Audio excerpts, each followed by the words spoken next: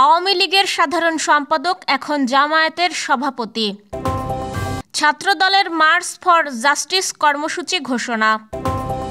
শেষ হলো মেডিকেলের ভর্তি পরীক্ষা। সচিবালয়ের বাইরে যাচ্ছে পিআইডি ও আবাসন পরিদপ্তর। নতুন কর্মসূচির ঘোষণা, চাকরিতে বয়স ৩৫ প্রত্যাশীদের।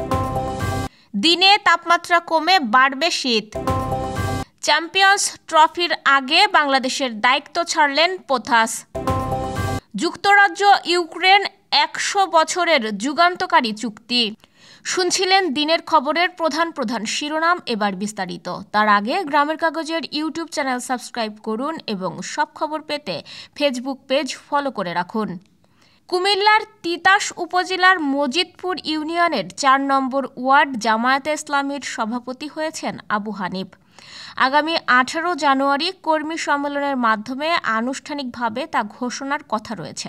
তবে স্থানীয় এবং গণমাধ্যমের তথ্য, আবু হানিফ একই ওয়ার্ডের আওয়ামী লীগের সাধারণ সম্পাদক ও ওয়ার্ড মেম্বার। তিতাস উপজেলা জামায়াতে ইসলামীর আমির ইঞ্জিনিয়ার শামীম সরকার বিষয়টি নিশ্চিত করে জানিয়েছেন। তিনি জানান, আবু হানিফ গত ১০ বছর ধরে তাদের লোক। তাকে জোর করে আওয়ামী লীগের সাধারণ সম্পাদক বানানো হয়েছিল। জোর করে আওয়ামী লীগ বানানোর চেষ্টা করা হয়েছিল। তবে এখনও তাকে ওয়ার্ড জামায়াতে ইসলামীর সভাপতি ঘোষণা দেওয়া হয়নি। ১৮ জানুয়ারির সম্মেলনের মাধ্যমে দেওয়ার কথা রয়েছে। শেষ পর্যন্ত কি হয় তা এখন দেখার অপেক্ষা। বাংলাদেশ জাতীয়তাবাদী ছাত্রদল মার্চ ফর জাস্টিস কর্মসূচি ঘোষণা দিয়েছে। শুক্রবার ছাত্রদলের দপ্তর সম্পাদক জাহাঙ্গীর আলম স্বাক্ষরিত এক সংবাদ বিজ্ঞপ্তিতে এ তথ্য জানানো হয়। এতে বলা হয়, ফ্যাসিস্ট শেখ হাসিনার শাসন আমলে শিক্ষা প্রতিষ্ঠানে ছাত্রলীগের সন্ত্রাসী কর্মকাণ্ডের যথাযথ বিচার ও সাজা নিশ্চিত করা, একই সঙ্গে জুলাই আগস্টে ছাত্র জনতার অভ্যুত্থানে ফ্যাসিবাদের দোসর হিসেবে ভূমিকা পালনকারীদের তদন্ত সাপেক্ষে উপযুক্ত ব্যবস্থা গ্রহণের দাবিতে মার্চ ফর জাস্টিস কর্মসূচি পালন করবে বাংলাদেশ জাতীয়তাবাদী ছাত্রদল। সংবাদ বিজ্ঞপ্তিতে আরও বলা হয়, শনিবার দুপুর ২টায় ইঞ্জিনিয়ার্স ইনস্টিটিউশনের সামনে থেকে কেন্দ্রীয় শহীদ মিনার অভিমুখে এই কর্মসূচি শুরু হবে। সংগঠনের নেতাকর্মীদের এতে উপস্থিত থাকার নির্দেশ দেওয়া হয়েছে।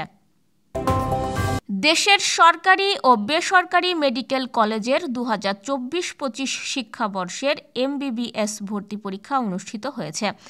শুক্রবার সকাল ১০টা থেকে বেলা ১১টা পর্যন্ত এই পরীক্ষা চলে। এর আগে সকাল ৮টা থেকে খুলে দেওয়া হয় কেন্দ্রগুলো। তবে ৯:৩০টার পর কাউকে প্রবেশ করতে দেওয়া হয়নি।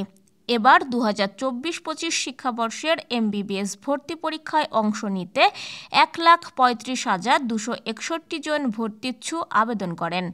তবে কোটাসহ মোট আসন রয়েছে ৫,৩৮০টি। সেই হিসেবে চলতি বছর একটি আসন নিশ্চিত করতে লড়ছে ২৫ জন শিক্ষার্থী।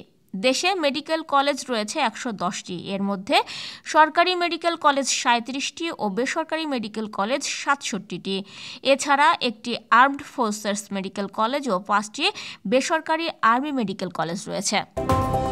সচিবালয়ের নিরাপত্তা নিশ্চিত করতে ও সেবা প্রার্থীদের ভোগান্তি কমাতে তথ্য মন্ত্রণালয়ের অধিভুক্ত সংস্থা তথ্য অধিদপ্তর বা পিআইডি ও গণপূর্ত মন্ত্রণালয়ের অধিভুক্ত সংস্থা সরকারি আবাসন পরিদপ্তরকে সচিবালয়ের বাইরে স্থানান্তর করার কথা ভাবছে সরকার। কারণ হিসাবে জানা গেছে, এই দুটি সংস্থা থেকে যারা সেবা পেতে চান তাদের সচিবালয়ের ভেতরে আসতে পাস জোগাড় করতে হয়, যা কষ্টসাধ্য। অপরদিকে পাস নিয়ে ভেতরে প্রবেশের ঘটনায় সচিবালয়ের নিরাপত্তা ব্যবস্থার হুমকির বিষয়টিও সামনে চলে আসে।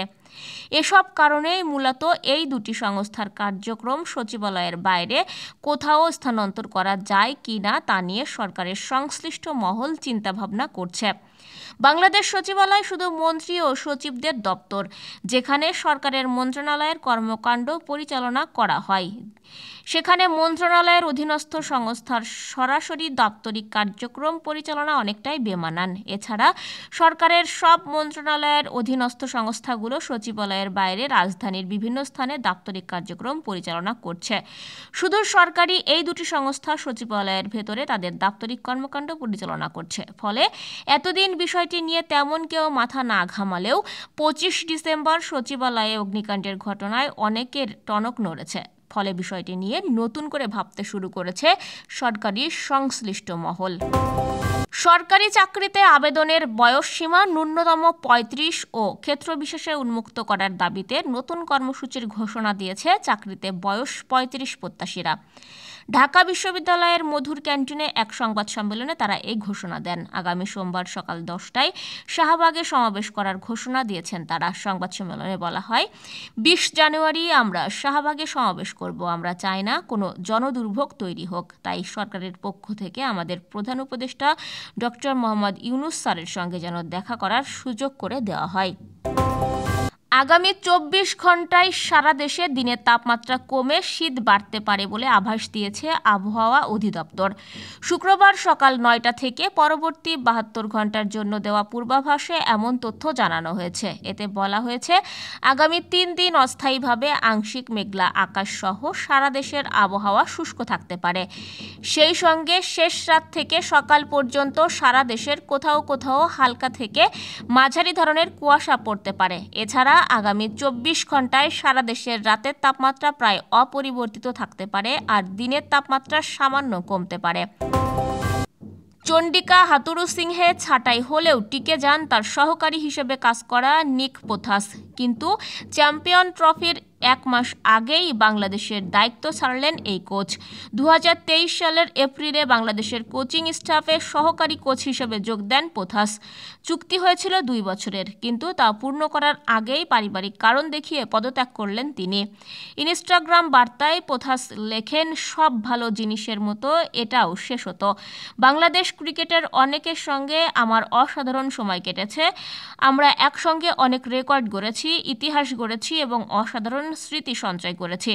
এখন পরিবারের সঙ্গে কিছু ভালো সময় কাটানোর অপেক্ষা। এরপর দেখা যাবে পরের অধ্যায়ে কি আছে। প্রায় 1 দশকের বেশি সময় ধরে পৃথিবীর বিভিন্ন প্রান্তে কোচিং করাচ্ছেন পোথাস। ব্রিটিশ প্রধানমন্ত্রী কিয়ার স্টারমার ইউক্রেন ও তার মিত্রদের সঙ্গে একত্রে কাজ করার প্রতিশ্রুতি দিয়েছেন। রাশিয়ার সঙ্গে যুদ্ধবিরতি আলোচনা হলে কিয়েভকে নিরাপত্তার নিশ্চয়তা দেওয়ার কথা বলেছেন স্টারমার। এছাড়া 100 বছরের অংশীদারিত্ব চুক্তির মাধ্যমে ইউক্রেনকে আরও সমর্থন দেওয়ার ঘোষণাও দেন ব্রিটিশ প্রধানমন্ত্রী। খবর এএফপির। বৃহস্পতিবার কিয়েভে ইউক্রেনের প্রেসিডেন্ট ভলোদিমির জেলেনস্কির সঙ্গে দেখা করেন স্টারমার। এ সময় 100 বছরের অংশীদারিত্ব চুক্তি সই করেন 2 নেতা। এর মধ্যে কিয়েভকে আরও সমর্থন দেওয়ার ঘোষণা দেন ব্রিটিশ প্রধানমন্ত্রী। গত বছরের জুলাই মাসে প্রধানমন্ত্রী নির্বাচিত হওয়ার পর স্টারমারের এটি প্রথম ইউক্রেন সফর। এই সফরে 2 দেশের মধ্যে আগের চেয়ে ঘনিষ্ঠ সম্পর্কের কথা তুলে ধরে এই প্রশংসা করেন ব্রিটিশ প্রধানমন্ত্রী। এই ছিল দুপুরের আয়োজন। সাথে থাকার জন্য ধন্যবাদ।